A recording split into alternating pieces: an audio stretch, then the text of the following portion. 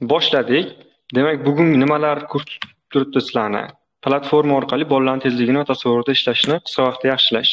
Va asosiy ikkinchi qismimiz bor. Yopiq trenerlar hamjamiyatiga qo'shilishning 5 foydasi haqida gaplashamiz. Boshladik. Birinchi bo'lib turib, sizlarga savol bilan yuzlanamiz. O'quvchilarimiz misollarni tez va to'g'ri yechish uchun nima qilish kerak degan savol bor. Ko'pchilikni mana shu qiynaydi yoki bu asosiy savollardan biri hisoblanadi. Ko'pchilik o'qituvchilar va ota-onalar uchun bu katta muammo.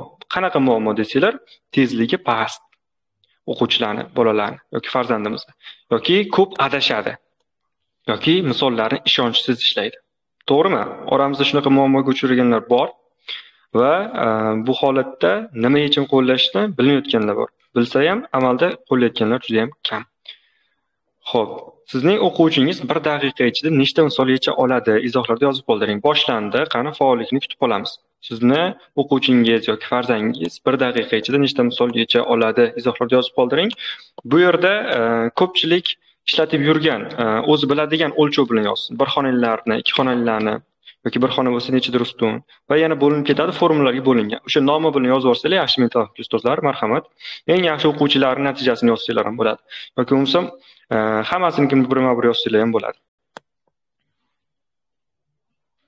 Ajoyib, mana bu yerda Nodir ustozimiz mehnat va mashq degan javob beribdilar boyagi savolimizga. Yaxshi.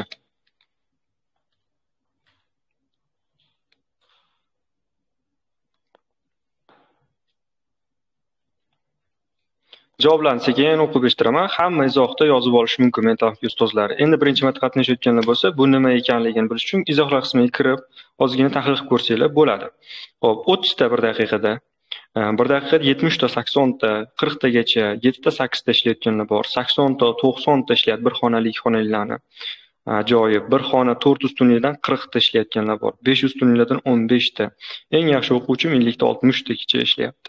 Ikki xonalilarni 60 tagacha ishlaydi. 3 minut 5 ustun bir xonalidan 60-70 ta ishlayapti. Mashq qilishni ko'paytirish kerak. Yaxshi javob bo'ldi. 5 ustun 10 ta, 12 ta ishlayapti. Vaqt bilan ishlash. Yaxshi javoblar bo'libdi. Mohigul Gulchiyeva degan ustozdan.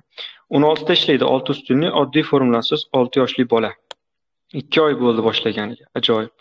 Bir xonali 3 ustundan 30 ta ishlaydi 1 daqiqada. Bog'cha yoshda 25 ta ishlaydi. Mohigul ustozda 50 ta ishlaydi. Bog'chada 1 daqiqa ichida 4 ustun 12 ta 10 ta ishlayapti. Ko'proq listda ishlataman, xatosiz ishlashadi. Ajoyib. Javoblar turli-tuman, hammada har xil, lekin javoblar juda ham ajoyib va bu narsalarni biz eng asosiy maqsadimiz yaxshilash, to'g'rimi? Qanday, nima qilish kerakligi haqida ma'lumotlar qoldiryapsizlar, bu quvonarli. 1 minutda 2 xonalilar 5 ustundan oddiy misoldan 10 ta ishlayapti. Ajoyib. 10 ta ishlayapti birinchi sinf. Javoblar hamma deyarli berib bo'ldi. Yaxshi. Endi keyingi masalaga o'tamiz. Tezlik o'zi nima? Nima uchun muhim degan savol qo'yilyapti-da. Tezlik o'zi nima uchun muhimligini biladigan bo'lsak, endi tezlikni oshirish qanday bo'lishini ham biz bilib olishimiz mumkin. Tezlik o'zi nima ekanligiga ozgina urg'u berib ketamiz. Keyin birinchi bo'lib turib, sizlardan javob kutamiz. Izohlarda faol bo'linglar, o'z fikringizni yozib qoldiring. Tezlik sizlar uchun nima? Nima uchun muhim? Marhamat, hammadan faollikni kutib qolamiz. Tezlik o'zi nima? Nima uchun sizlarga muhim bu? Izohlarda yozamiz.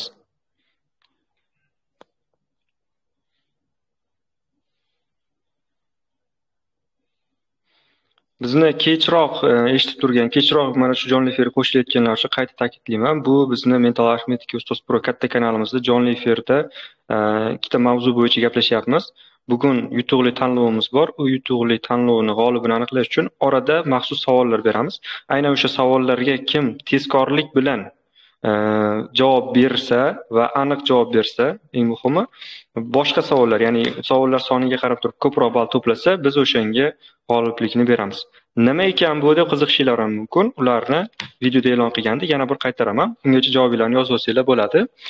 Demak, bizda aynan mana shu javoblarni yozib chiqyapsizlar.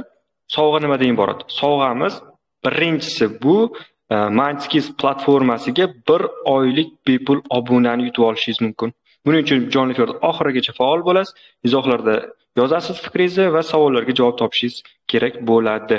Aziz ustozlar, kechroq qo'shilganlar uchun qaytadan ta'kidlab qo'ydim.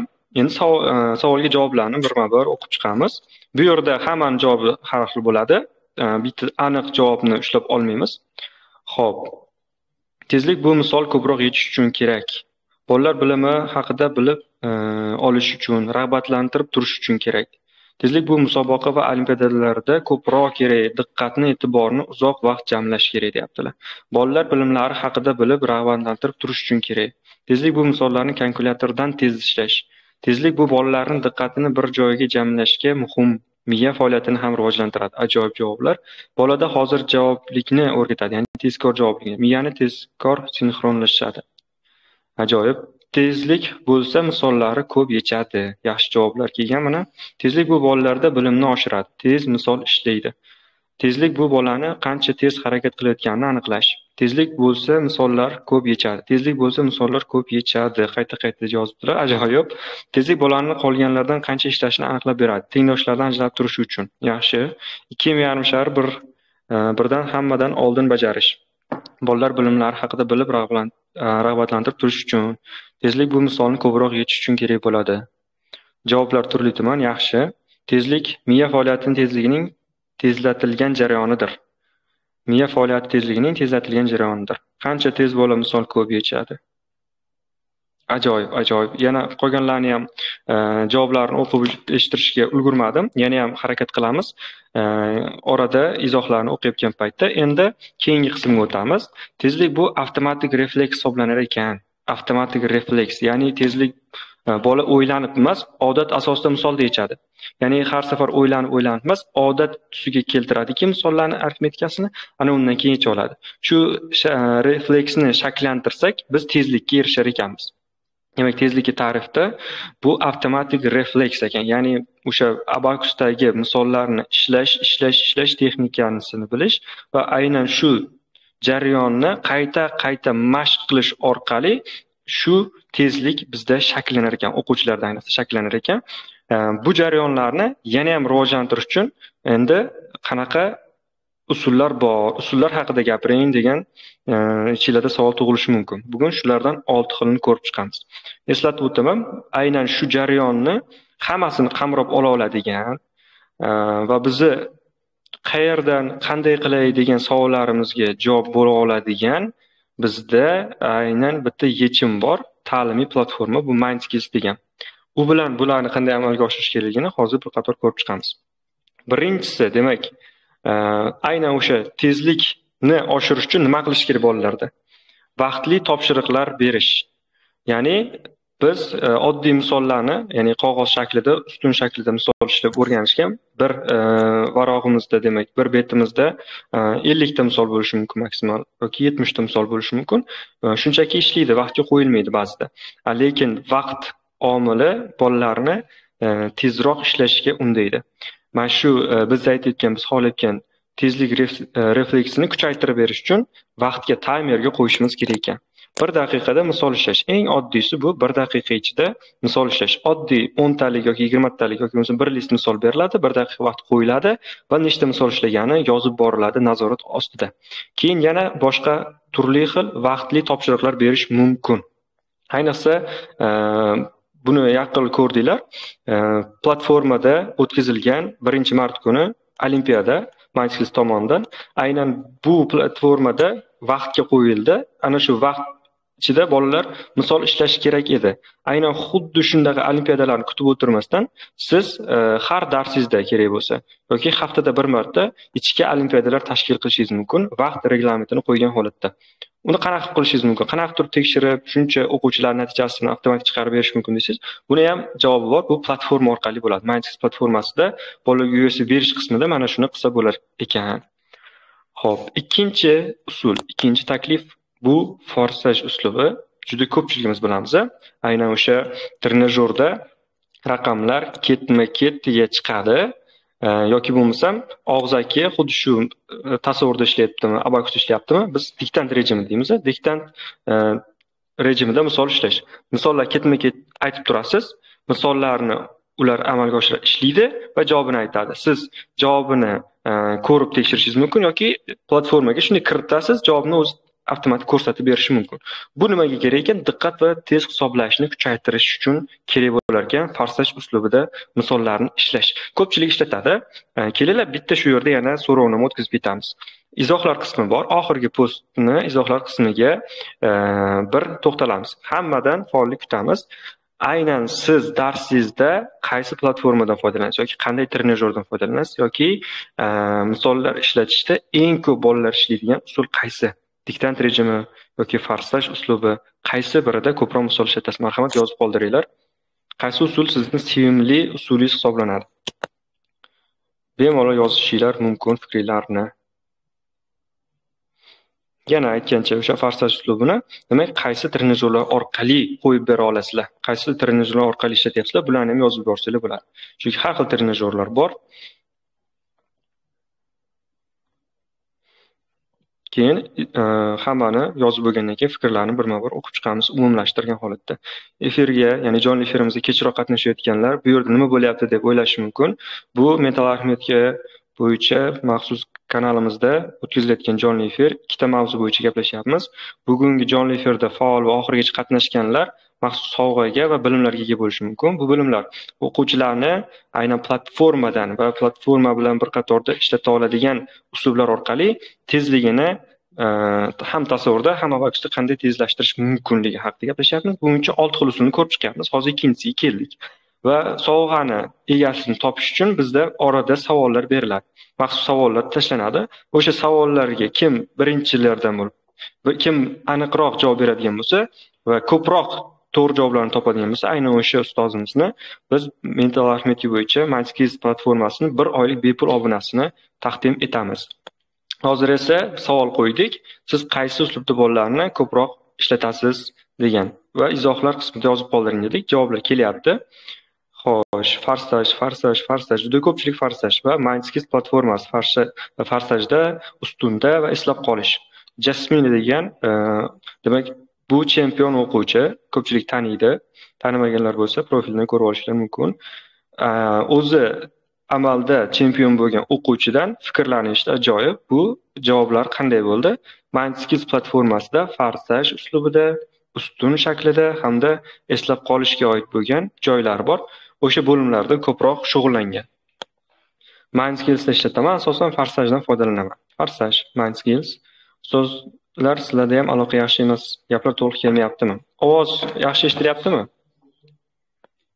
Agarda kimda eshitilmayotgan bo'lsa, bu o'zingiz internetingizdan bo'lishi mumkin. Bitta o'chirib qaytadan yopsangiz, ancha yaxshi eshitiladi. Farsaj, Mindskills. Juda ham yaxshi, ovoz yaxshi deb tasdiqlab qo'yishdi. Xo'p, endi bu haqida hamma biladi, lekin ishlatib ko'rish uslublari bor. Aynan Farsaj uslubini turli xil yo'nalishlarda qo'yish mumkin. Biz eng klassik variantini qo'yganmiz. Ya'ni bitta ekranda bitta misol chiqadi, bolalar ishlaydi yoki bitta individual bola ishlaydi, javobini kiritiladi. Lekin uni tuzlash mumkin. Diktant rejimiga qo'yish mumkin. Bir nechta ekranlarga bo'lib olish mumkin. Xonalarni, demak, o'zgartirib, ustunlarni ko'paytirib, intervallarni qo'yish imkoniyati bor. Diktant rejimida aynan o'sha intervallarni qo'yish juda ko'p foyda beradi tezlikni oshirishda. Chunki biz aytdik boya, qisqa limit, qisqa vaqtga misollarni qo'yish va ko'proq misol ishlashni talab qilish bolalarning tezligini oshirishga yordam bera oladi. Bunda Farsaj uslubini ko'proq ishlatish kerak. Platformani siz ishlatarkansiz aynan shu jihatlarga e'tibor berib ishlatishingiz kerak. Xo'p, keyingisiga o'tishdan oldin birinchi savolga yuzlanamiz. Mana savol vaqti keldi. Hozir sizlarga biz ajoyib bir savolni beramiz. Bu savolga javobni izohlar bo'limida berishinglar kerak. Qani kim faolroq bo'lar ekan? Va to'g'ri javobni ham topish muhim. Taxminiy javob emas, to'g'ri javobni yo'llashinglar kerak. Agarda to'g'ri javob bo'lmasa, biz ularni olib deb topa olmaymiz. Agar tayyor bo'lsanglar, birinchi savolimiz. Marhamat. 3 raqami 1 dan 40 gacha nechta uchraydi? Juda ham oson, chalg'ituvchi savol, lekin tezkor, aniq javob berishinglar kerak. Marhamat, izohlar qismida javoblarni kutib qolamiz. Kimda javob bor? 3 raqami 1 dan 40 gacha nechta uchraydi? Qani tezroq ustozlar, javoblarni kutib qolyapmiz. Oxirgi postni izohlar qismida qoldiringlar. Birinchi savol.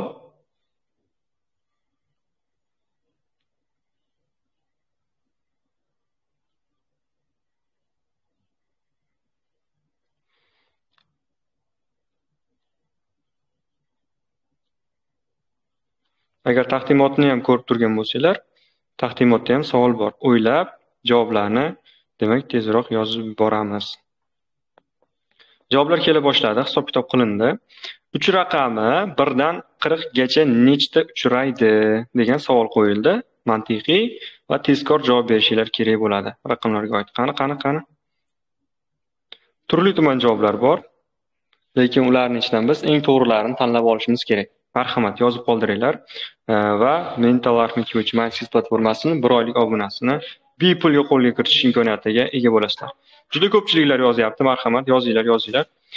Eslatuvdim. 1 dan 40 gacha nechta uchraydi? 3 yozamiz.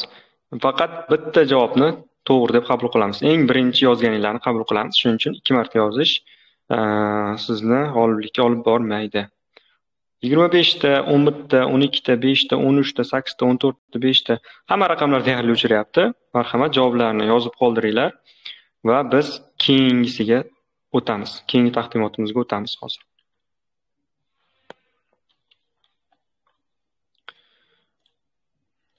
Xo'p, 3-uslub.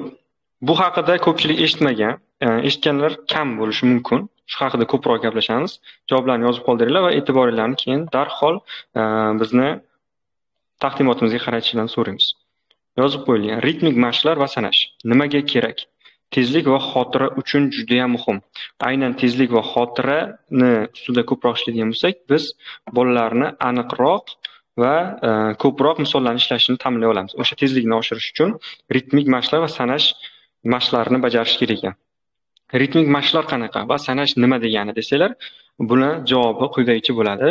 Ritmik mashqlar va sanashda asosan nima jarayon kechadi?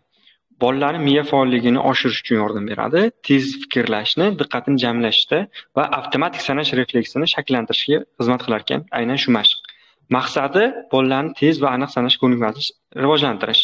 Miya va til harakatini bir vaqtning o'zida ishlashga yordam berishni ta'minlaydi. Aynan tasavvurda ishlayotgan bolalarga biz tezligini oshirish uchun bu mashqlarni ko'proq qo'llashni tavsiya qilamiz. Mashqlar bor, har xil mashqlar. Oddiy sodda tushunishlar uchun mashqlarni qanaqa ko'rinishda oddiydan qiyinga qarab turib o'rgatsak bo'ladi. Birinchi oddiy sodda mashq kichkina bolalarda ham bor. 1 dan 10 gacha raqamlarni bir xil tempda aytish yoki tezkor tartibda sanab chiqish. Oddiy sanash mashqi. Endi uni sal qiyinroq varianti, aytaylik, kichikroq bolalarda bu 10 dan 1 gacha qayta sanash. 10 dan 1 ga orqaga qarab turib sanash. Keyingisi bu qiyinlashtirib borishingiz mumkin. Har kuni mana shu mashqni bajarib borish tavsiya qilinadi. 2 dan 20 gacha sanattirish va ritm, ya'ni har bitta raqamni ketma-ket aytayotganda bir xil sanashga undash yoki tezroq sanashga undash. Undan keyingisi 20 dan orqaga qarab turib tartibda ketadi. 5 dan 50 gacha va hokazo qiyinlashtirish mumkin. Har bir sonni aytishda bir xil ritmdan foydalanish kerak yoki metronom qo'yib qo'yish kerak. Aynan o'sha metronom degan qurilma bor. Yozib olishinglar kerak buni. Metronom. Va buni Google ga yozadigan bo'lsalar chiqarib beradi. Telefonda programmalari ham bor. O'shani sozlaysizlar, raqamli bo'ladi. O'sha ritmiga moslab turib aytib ketish kerak. Balandroq qo'yasiz yoki bo'lmasa chapak orqali ham aytish mumkin raqamlarni. Aynan shunday oddiy sanash va orqaga qaytib sanash. Bu oddiy sanash, lekin ritmik sanash. Bu kerak. Tezlikni oshirish uchun juda ham yordam beradigan bitta mashq. Keyingisi qadamli sanashlar bor. Bu qadamli sanashni oddiyroq tushuntiradigan bo'lsam, endi bir xil sanab ketmaydi. Masalan, 1 2 3 4 5 deb oddiy biz sanaganda sanamaydi. Bu yerda endi fikrlash, ozgina bo'lsa ham, demak, matematik bilimlar kerak bo'ladigan joyini ishlatadi. Qanaqa bu? Bu juft raqamlarni sanab kelish. Masalan, 2 4 6 8 10 12 14 16 18 20 22 va hokazo. Ya'ni juft raqamlarni sanab ketadi. Unga alternativ toq raqamlarni sanash bor. 1 3 5 7 9 11 13 adashmasligi kerak. Aynan o'sha yerda biz miya faolligini oshirishimiz mumkin bolalarda. Bu mashqni ham darslarda qo'llab ko'ringlar. Ham bolalar uchun qiziqarliroq bo'ladi bu. Yangilik bo'lishi mumkin va buni qiyinlashtirib borishingiz kerak bo'ladi. Endi xuddi shu uslubni birlashgan varianti bor. Bu juda ham ko'p yordam beradi. Ba'zi ustozlar bilar buni. Aynan mnemonika degan sport turida ham ishlatiladi. Ikkitasini olib bir vaqtni o'zida qo'shib ketish. Masalan, 2 va 3 ni olamiz. 2 ni o'sish tartibida, 3 ni o'sish tartibida hisoblab ko'ring. Birinchi 2 ni ko'radigan bo'lsak, 2 4 6 8 10 12 14 deydigan, 3 nikichi? 3 6 9 12 15 18 21. Bu kattaroq yoshdagi bolalar uchun o'rinli ekan va uni endi birlashtirish kerak. Ya'ni ikkalasidan bitta-bitta aytasiz. 2, 3, 4, 6, 3, 9, 4, 12, 8, 15 shunga o'xshagan va hokazo bir marta ikkilikdan, bir marta uchlikdan aytib ketish kerak bo'ladi. Ya'ni buni to'liqroq variantini Xudo xolasa alohida tushuntirib berishimiz mumkin. O'ylashimcha bu ko'pchilikka tushunarli bo'ldi. Bu bilan ko'paytirish va bo'lish kabi amallarni mustahkamlab keltiriladi. Yana orqaga sanash mashqlari bor, kattaroq, kichkina raqamdan kattaroq raqamga va oddiy raqamlarni qo'shib ketish bor. Bu audio diktant ko'proq mos keladi. Siz uni kartochkali ko'rinishda berishingiz mumkin, qo'lda chiqarib yoki bo'lmasa og'zaki aytib turishingiz mumkin. Va yana usullar bor, qo'shimcha usul. Buni qilinglar, ritmik usullarga yozib olishingiz mumkin. Jismoniy harakatlar bilan birga qo'llash. Tana va aynan hisoblash, ya'ni bizda o'sha tezkorlik, miya faoliyati uyg'un harakat qilish kerak. Har son aytilganda qadam tashlab ketish mumkin yoki qo'lni ko'tarish yoki sakrash mumkin. Har raqamni aytganda, sanayotganda. Bu miya va tanani birga ishlashini o'rgatar ekan. Tezlikni va mustahkamlikni oshirib beradi, irodani shakllantiradi. Oddiy ritmik narsalarni aytib ketish mumkin. 2, 4, 6, 8 sonlar qatori bo'lsa, ketma-ket o'shanga mos qadamlar tashlab ketadi yoki qarsak chaladi yoki tepaga sakraydi. Qachon va qancha qilishga har bitta dars boshi va oxirida 3-5 daqiqa foydalansangiz bo'ladi. Har kuni kamida bir xil ketma-ketlik mashq qilib turgan tavsiya etiladi. Buni sizlarga elektron variantida sovg'a qilamiz. jonli efirni oxirigacha kuzatsanglar, bundan xabardor bo'lasizlar. Xo'p, endi 4-uslubga o'tamiz. 4-usul. Bu o'yin uslubi. Shu yerda izohlar qismida yozib ketinglar. Bolalarning tezligini oshirish uchun qanday o'yinlar o'ynatib turasiz? Qiziqarliroq va foydaliroq bo'ladigan qanaqa o'yinlarni bilasiz, qanaqa o'yinni o'ynatasiz? Marhamat, izohlar qismida faollikni kutib qolamiz sizlardan yana ham.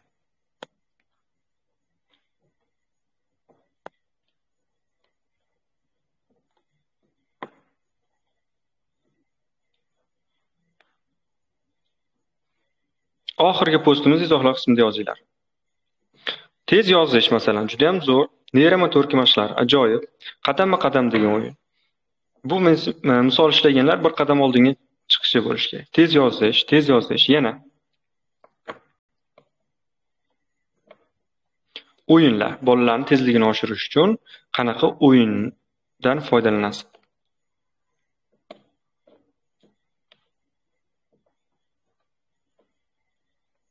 Ajoyib, Jasminadan flashkart degan javob keldi. Flashkart sanash. Yanachi? Kim chaqqon o'yini? Flashkart sanash, qadamga chiqaraman.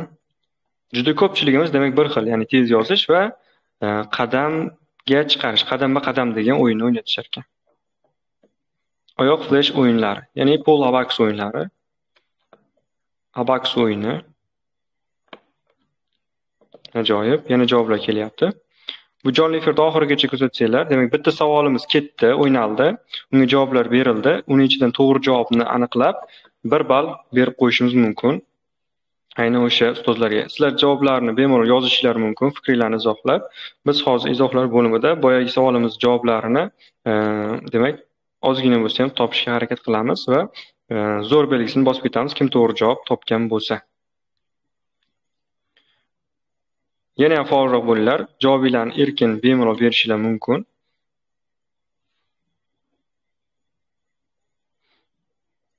Rag'batlantirish bilan kim tez degan o'yin, Esonov ustoz o'ynatar ekanlar. Jumanji o'yin, qo'l motorika mashqlari ajoyib. Ajoyib.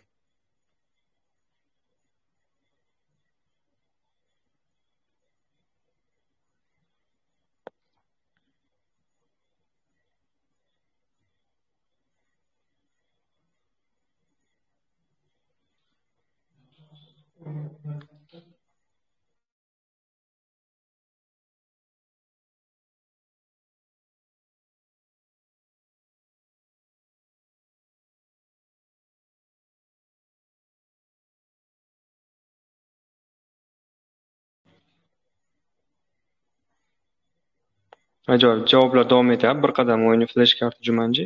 Tepada javoblarni ko'rdik. 2 nafar ustoz to'g'ri javob topgan ekan. Birinchi savolimizga faolroq bo'lamiz, javobni aniqroq beramiz. Sovg'ani yutib olish imkoniyatlari kattaroq bo'ladi. Ajoyib.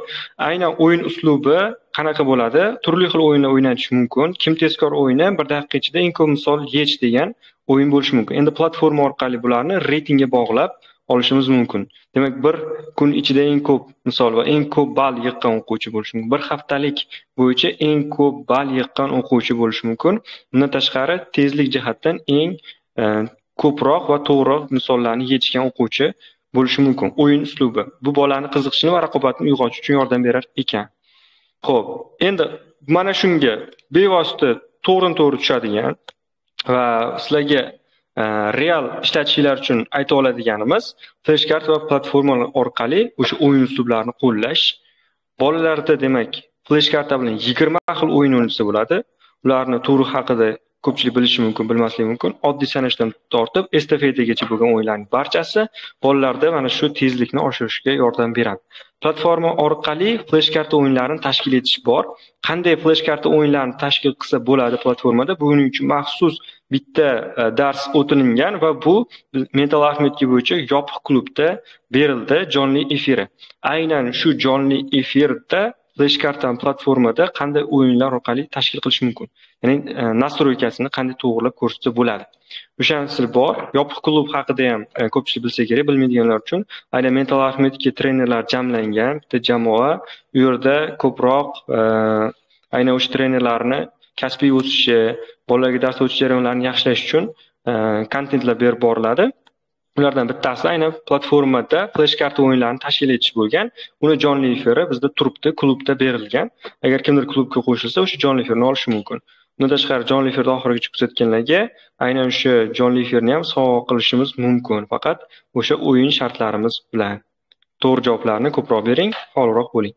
Xo'p, keyingisi kartochkalarda misollar ishlash qanaqa bo'ladi? O'sha misollarni, oddiy ustun shakldagi misollarni kartochka ko'rinishida ko'rsatish bolalarga, ular juda ham tezroq ishlab javobini darhol aytish kerak bo'ladi. Bu usullarni qo'llab ko'ringlar. Platforma orqali o'zi mana shu jarayonlarni to'liq avtomatlashtirsa bo'ladi. Xo'p, eng bizda qiziq va juda ham ko'p usullar o'ylab topsa bo'ladigan jarayon bu mukofotlash va motivatsiya. Bu 6-uslub kiradi. Bolalarning tezligini oshirishda, demak, mukofotlash va motivatsiya berish juda ham muhim. Buni platforma orqali qanday qilish mumkin? Aynan reyting shakllantirish orqali. Reyting nimaligini hamma biladi. Aynan o'sha UGSOga berilgan misollarni ishlaganda to'g'ri javoblar soniga ball berib boradi. Qiyinligiga va aniq to'g'ri ishlaganiga qarab ball berib boradi. Platforma o'zi avtomat va bir haftalik reyting, bir oylik reyting, kunlik reytinglarni shakllantirib borsangiz o'quvchilarga va o'shanga mos bo'lgan sovg'alarni e'lon qilib borasiz. Hamma har xil sovg'alar berishi mumkin. Kimdir yeydigan narsa olib berishi mumkin, bolalarga qiziq. Kimdir juda ham aksessuarlarga qiziqadi bolalar, texnikaga, o'sha naushnik yoki bo'lmasa shunga o'xshagan qurilmalar olib berishi mumkin. Kimdir yana ham foydali bo'lgan o'quv jarayoniga kerakli narsalarni sovg'a qilib qo'yishi mumkin. Bolalar o'shanga qiziqib turib, reytingda ballni ko'tarish uchun sizdan tinmay UGSO so'rashadi. Keyin rag'batlantirish tizimini joriy qilish kerak, aynan pulli kartochkalar bilan yoki bo'lmasam bonus hadyalar bilan. Aynan shu jarayonlarni darsingizda qo'yib yorsangiz, har bitta misol ishlaganiga yoki bo'lmasam darsning oxirida hamma mana shu faolligiga qarab turib rag'bat oladigan bo'lsa, bu bolalarni o'z-o'zidan yana ham ko'proq misol ishlashga undaydi. Kimdir bugun kamroq ball olgan bo'lsa, keyingi safar ko'proq misol ishlasa, demak, o'sha balli ko'proq bo'ladi, ko'proq pul oladi dollar va mana shu yig'ib borgan pullarni oxirida qaysidir sovg'aga almashtiradi. Bu haqida ham, demak, ko'proq gaplashsak bo'ladi. Bolalar harakatga kelishi uchun sabab kerak. Ya'ni sababni siz aynan shu motivatsiyalar orqali berishingiz mumkin. Motivatsiya turi shu ma'naviy bo'lishi mumkin, moddiy bo'lishi mumkin. Xo'p, endi sizlarga ikkinchi savol shu yerda beriladi. Hamma tayyor bo'lsa, izohlar qismida faolliklarni kutib qolamiz. Ikkinchi savol oson, qiziqarli. Izohlar qismida yozib qoldiringlar. Izohlar qismida marhamat faolliklarni kutib qolamiz. Savol: 1 dan 20 gacha bo'lgan barcha juft sonlar yig'indisi nechiga teng? Ajoyib. Qani kimda qanaqa javob bo'lar ekan? Birinchilardan va to'g'ri javob topishimiz kerak. 1 dan 20 gacha bo'lgan barcha juft sonlar yig'indisi nechiga teng ekan? Qani topamiz?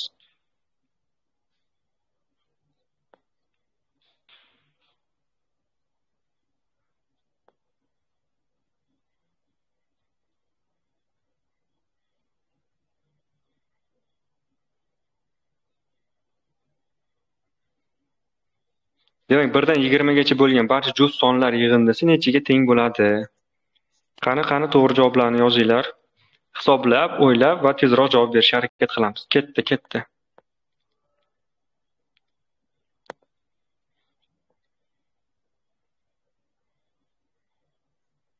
Javoblar juda ham kam. Menimcha ko'pchilik o'ylab keyin javob beryapti. Eslatib o'taman, bu jonli efirda oxirigacha faol qatnashgan, mana shu ma'lumotlarni qo'lga kiritgan ustozlarga o'rtada berayotgan savollardan to'g'ri javoblarni kim ko'proq bergan bo'lsa, ularning ichidan biz MySkills platformasiga 1 oylik obunani bepulga berishimiz mumkin bo'ladi.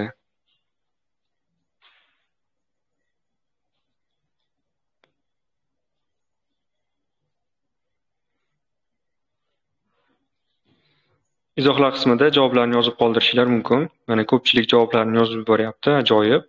Mantiqiy o'ylab, arifmetik hisob-kitob qilib, tezkorlik bilan javob beramiz. Xo'p, biz bugun mana shu savollarda javoblarni topdik. Biz undan oldin 6 ta har xil usullar bo'yicha gaplashdik. Navbatdagi savolimiz aynan shu bo'yicha bo'ladi. Menimcha javoblar kelishi sekinlashdi. Endi to'g'ridan-to'g'ri mana shu yerda 3-savolga o'tishimiz kerak. Va undan oldin sizlarga bitta narsani eslatib o'tishim kerak.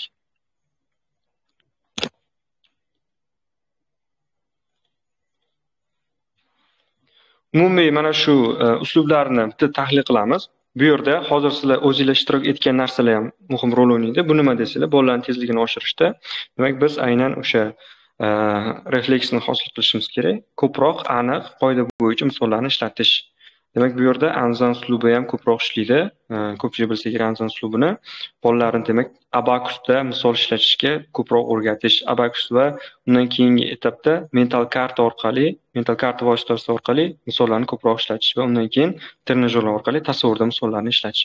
Bularni uyg'un harakatlantirish va hozirgi sanab o'tgan 6 ta uslub bo'yicha turlarga bo'lib darsingizni qiziqarli qilib o'tish orqali bolalarning tezligi oshganini o'zingiz bilmay qolasiz. Ya'ni bir ishni qayta takrorlayveradi, misollarni to'g'ri javob ishlayveradi bolalar va bu narsa refleks avtomatlashadi. Keyin qancha misol bersangiz ham to'g'ri va aniq javoblarni berib ketaveradilar. Xuddi shu masala raqamlar bilan bog'liq bo'lgan har xil yo'nalishga o'tkazish kerak. Faqatgina bir xil turdagi misollarni ishlash bolalar uchun zerikarli bo'lib qolishi mumkin. Shuning uchun iltimos hozirgidagi turli xil mantiqiy topshiriqlar ham berib turishingiz mumkin. Bu aytganimiz ritmik mashqlar va oddiy sanash mashqlari bor. Bularni albatta darslarda qo'llanglar. Undan tashqari hozir o'zingizlar qilgan narsa oddiy arifmetika, buning uchun ko'p narsa kerak emas. Bu narsani ham darslarda qo'llab tursanglar bo'ladi. Buni har xil ko'rinishlari bor. Buning uchun maxsus kitoblar bor. Ularni ham o'zingizlar tuzib yoki topib darslarda bitta bo'lsa ham berib tursanglar bo'ladi. Bu jarayonlarning hammasida biz hozir ko'rmayotgan bitta jihat bor. Bu narsani shunchaki nom bilan aytib ketdik. Bu platforma. Aynan platformada biz eng ko'p foyda olishimiz mumkin. Bolalarni ishlatib, bu yerdagi misollarni, har xil flash karta bilan bog'liq joylarni darsimizda qo'llasak va undan tashqari bolalar uyda ham xuddi shu narsani o'zlari ishlasa, biz o'zimizni maqsadimizga yetgan bo'lamiz. Platformadan foydalanib ko'ringlar. Platformani nomi MySkills. Nimaga MySkills desa, biz faqatgina bolalarning tezligini oshirish uchun trenajyor o'zidan emas, ularning doimiy nazoratni qo'lga olishimiz kerak.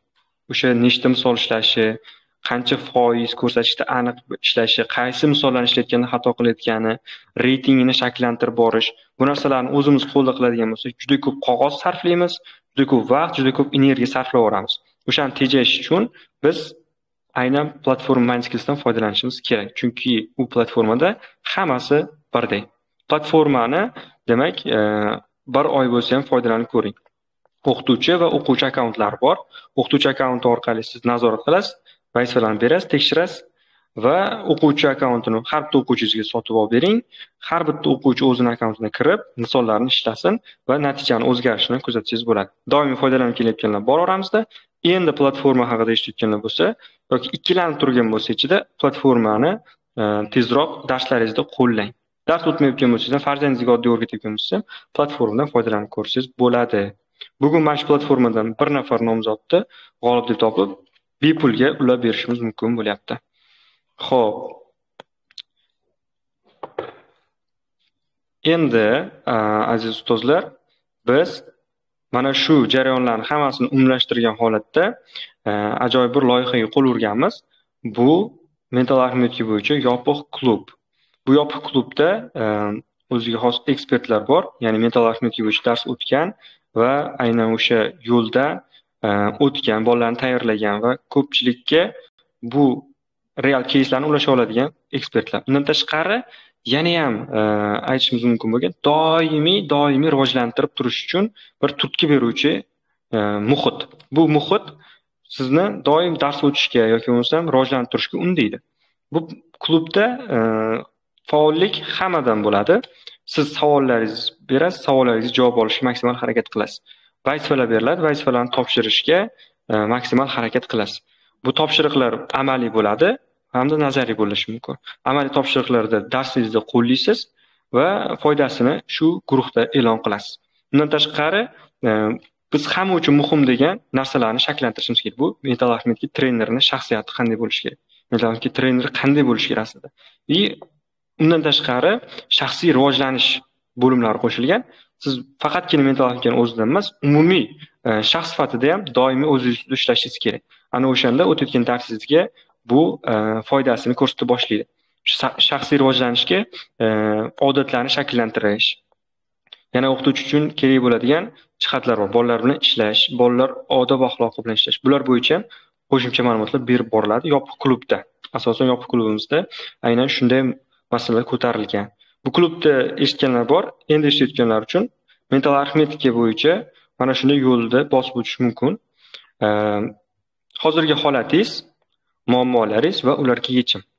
Trener sifatida o'sish, boya aytganimizdek shaxsiy rivojlanish va pedagog nuqtai nazardan ilmiy maqolalar yoki bo'lmasam postlar chiqadi, yozma ravishda, video ko'rinishda va eng ko'p audio shaklda bo'ladi. Bularni eshitib, o'zingizda amalda qo'llaysiz, natijani kutasiz. Xo'p, daromad jihatdan ham o'sishga olib boradi bu oxir oqibat. Mana shu yo'l tutib turibdi, xudo xolasa. Xo'p, aynan may oyida mana shunday rejalar tuzilgan. Bularni birma-bir ko'rib chiqishlar mumkin. Qanaqa holatda bo'ladi? Ko'proq ekspertlarimizda, demak, aynan belgilangan sanalarda jonli efirlar, post tayyorlash, undan tashqari challengelarni yo'lga qo'yish. Hozirda bo'layotgan challenjlarimizdan biri bu tasavvurda hisoblash. Mental trenerlarning o'zi tasavvurda hisoblash bo'yicha challenge boshlangan. Aynan Muhammad Husan Rahim ustozimiz boshligida. Hamma bu yerda berilgan misollarni ishlab, o'zini ustida videolar bilan ulashmoqda. Undan tashqari orada savollar bo'lib qolishi mumkin, muammolar bo'lib qolishi mumkin. Aynan o'sha muammolarni jonli efirda yechish bo'yicha ham ishlar olib borilyapti. Sizni masalan bitta darsingizni tahlil qilish yoki umumiy o'tayotgan darslaringizni tahlil qilish imkoniyatiga ham ega bo'lasiz. Bu nimaga bo'ladi? Misol uchun siz o'zingizni qanday dars o'tayotganingizni bitta tekshirtirib olasiz. Muammolaringiz hammasini ko'rasiz. Mental pedagog nuqtai nazardan, mental trenerlari, katta trenerlar nuqtai nazardan va unga yechimlarni olasiz va amaliyotda qo'llab ko'rasiz va tezroq o'sha muammolardan chiqishga erishishingiz mumkin. Challengelarni boshlandi 12-maydan va qo'shimcha yana challengelar ketyapti. Yangi challenge boshlanadi yaqinda. Bu bo'lishi mumkin. Platforma orqali ishlash. Platforma bo'yicha ham hali juda ko'p o'rganadigan narsalarimiz bor. Xo'p, aynan shu klubga qo'shilish bilan siz doimiy rivojlanishda bo'lib turishingiz mumkin. Klubga qo'shilmoqchi bo'lganlar Ustoz Pro Admin yozishingiz mumkin. Ustoz Pro Admin sizlarga bu bo'yicha to'liqroq ma'lumotni beradi. Telefon raqamlari, username-lar turibdi. Klubga a'zolik albatta pulli, xuddi telefonga paynet qilganga o'xshab oyma-oy to'lov qilinadi. 1 oylik obuna narxi faqat mana shu jonli efirda qatnashayotganlar uchun, kelinglar to'g'ri narxini aytaman. Hozir sizlar 59 ming so'mga qo'shilishinglar mumkin. 59 ming so'mda 1 oy ichidagi ma'lumotlardan foydalanishingiz mumkin. Klub mart oyida faoliyat boshlagan bo'lsa, ichidagi hamma ma'lumotlarni hozir siz qo'lga kiritishingiz mumkin. Ya'ni ichida to'plangan ancha ma'lumotlar boshidan kuzatib, faoliyatingizga qo'llab ketishsangiz ham bo'laveradi. Va yana shu oldinda kutayotgan 1 oyda ichida tushadigan ma'lumotlardan foydalanasiz. 1 oy tugagandan keyin yana xuddi shunday 59 ming to'lov qilishingiz kerak bo'ladi. Klub bo'yicha to'liqroq ma'lumotni olish uchun yoki to'g'ridan-to'g'ri yozilish uchun Ustoz Pro Adminga telefon raqami, username turibdi, yozishinglar mumkin bemalol. Undan tashqari bizda platforma bo'yicha ham ma'lumotlar yoki bo'lmasa mutaxassislarimiz bor. Sotib olmoqchi bo'lganlar, boya qiziqish bildirganlar bor edi. Ular ham Ustoz Pro adminga yozishingiz mumkin. Undan tashqari platforma bo'yicha maxsus akkaunt beramiz. Yozib platformani ishlatib ko'rsanglar bo'ladi. Xo'p, kelinglar shu joyda yana biz savolga yuzlanamiz. Sizlarga mana shu yig'ib qo'ygan savollarimizni ikkitasini e'lon qilamiz. Bu bilan biz g'oliblarimiz sonini oshirib olamiz. Hamma oxirgi qiziqishlarini, ya'ni oxirgi mana shu jonli efirga asrab turgan bilimlarini shu yerda sarflaydi. Savol: 1 daqiqada, ya'ni daqiqasiga bola 25 ta misol ishlasa, lekin har 5 ta misolda bitta xatolik yo'l qo'ysa, uni to'g'ri javoblar soni nechta bo'ladi? Savolni qaytadan aytaman, tezroq izohlar bo'limida yozib qoldiringlar. 1 daqiqada bola 25 ta misol ishlasada, har 5 tasida bittadan misolni xato qilib qo'ysa, xato ishlasa, jam to'g'ri javoblar soni nechta bo'ladi? Izohlar qismi, oxirgi postning izohlar qismida yozinglar. Javoblarni ko'rib chiqamiz. Qani ketdi.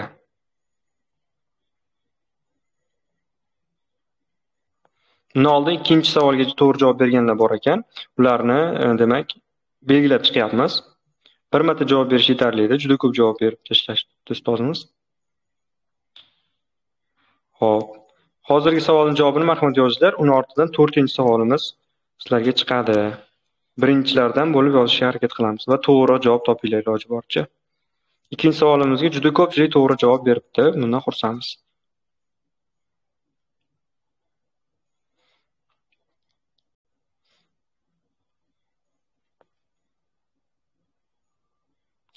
Xo'p, Mindskills platformasini obunasi haqida savol so'rashdi. Narxi qancha? Mindskills platformasini 1 oylik obunasi bor, 3 oylik, 6 oylik va 1 yillik obunasi bor.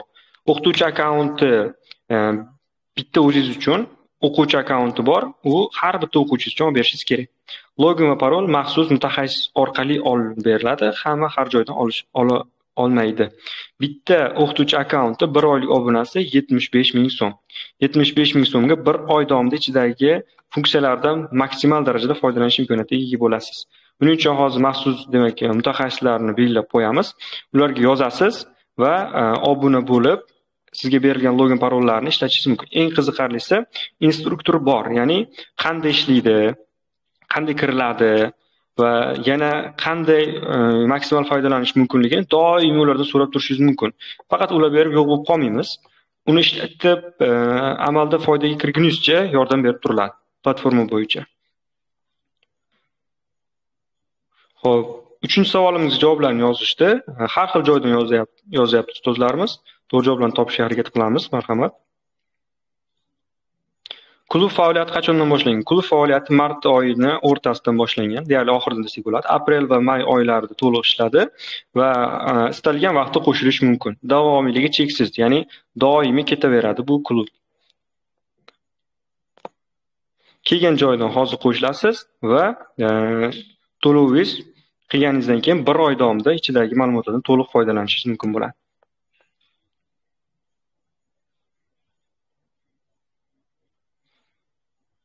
Xo'p, javoblar. Qanday a'zo bo'lsak bo'ladi klubga, platformaga? Buning uchun maxsus mutaxassislarimiz bor. Agar klubga qo'shilmoqchi bo'lsangiz, Ustoz Pro adminga yozasiz. To'lovni uchun karta beriladi. Kartalarga to'lov qilib turib qo'shilib olasiz. Platforma bo'yicha bo'lsa, boshqa mutaxassislarimiz sizga javob berishadi. Kanalda demak, oxirgi postda bu bo'yicha ma'lumot berildi. Marhamat, kimdir platforma bo'yicha mutaxassislarimizga murojaat qilmoqchi bo'lsa, obuna bo'lmoqchi bo'lsa, yozishingiz mumkin. Platforma bo'yicha Mindskills Uzbekistan adminga platforma kerak deb yozishingiz kerak bo'ladi. Javoblarni ko'rdik. Ko'pchilik 3-savolga javob to'g'ri beryaptilar. Endi biz 4-savol, oxirgi hal qilish savoliga o'tamiz. Marhamat, bu g'olibni aniqlashimizga juda ham yordam beradi. Hozir biz bolalarni tezligini oshirish uchun misol tezligini oshirishda 6 xil usul haqida gaplashdik. Hozir eslab qolganinglar bo'yicha 3 ta usulni yozib berasiz. Eslab qolingan 3 ta usulni to'liq yozib berishingiz kerak nomini. Marhamat, oxirgi postimiz izohlar qismida ham yozib ketsanglar bo'ladi. Oxirgi savolga javobni. Qani kim efirni oxirigacha kuzatdi va berilgan ma'lumotlarni eslab qola oldi? Bolalar tezligini oshirish uchun sinalgan o'sha 6 ta usuldan demak 3 tasini kamda sanab yozib berishingiz kerak.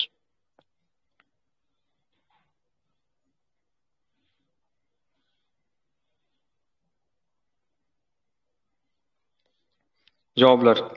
Javoblar.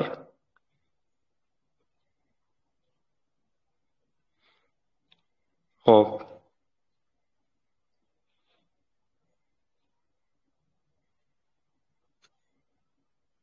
Qanaqa savollar berildi? Jonli efir davomida faol bo'lganlar bu haqda ko'rdi. Kechroq qo'shilgan bo'lsangiz, demak savoldan quruq qolgansiz. Hozir 4-savolga keldik. 4ta savolda javoblariga qarab turib biz bir nafar ustozga Mindspace platformasi bo'yicha bepul 1 oylik obunani beramiz. Hozirgi savolimiz efir boshidan eshitib kelayotgan bo'lsak, 6 ta usul haqida gaplashdik. Undan 3 tasini yozib berishinglar kerak bo'ladi. Javoblar kelishni boshladi, ajoyib. Xo'p, ustozlarimiz klub haqida so'rashdi. Klubga a'zolik dastlabki 15 kishi uchun katta chegirmalar va sovg'alarimiz bor ekan. Uning uchun ustoz adminga klub deb yozib qo'yishingiz kifoya qiladi. Marhamat, buning uchun kanalimizda maxsus adminlarning joylari, ichkalari tashlab qo'yildi. Kirib yozsanglar bo'ladi bemalol.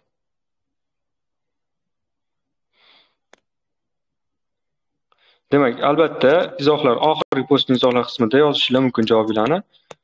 Ko'pchilik undan oldingi postlarni izohlar qismida ham yozishyapti. Hammasini ko'rib chiqamiz. Marhamat. Bitta so'zni ichiga sig'dirsangiz bo'ladi. Ya'ni bir marta yozganingizda 3 ta usul haqida yozib ketsangiz bo'ladi. Alohida yozsangiz ham bo'ladi. Faqat vaqt yutqizib qo'yishingiz mumkin.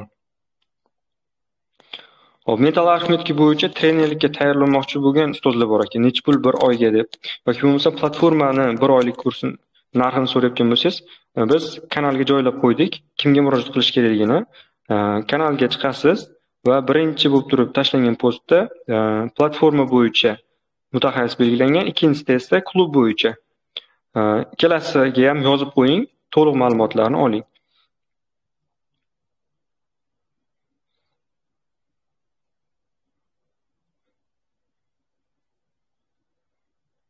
Xo'p, usul bo'yicha aytilganda, ba'zi ustozlarimiz ozgina adashyapti.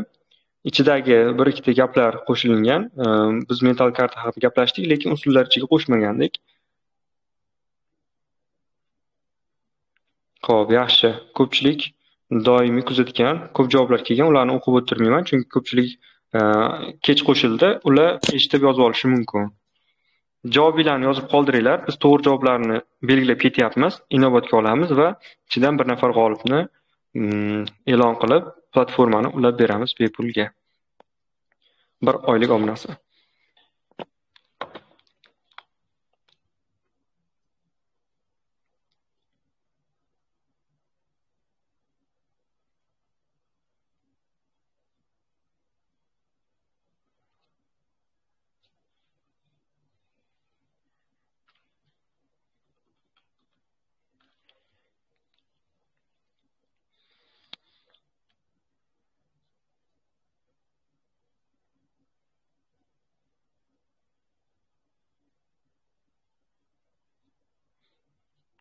Demak, oxirgi savol bilan bu jonli efirni tugatamiz. Mana shu 6 usuldan qaysi biri o'zingizlarga yoqdi? Buni ham yozib qoldirishlar mumkin. Izohlar qismida buni ham inobatga olamiz. Shu bilan jonli efirimiz tugaydi. Qo'shimcha savollar bo'lsa, mana shu yozilgan mutaxassislarga bemalol murojaat qilinglar va qo'shimcha sovg'alarga ham ega bo'lishinglar mumkin bu orqali.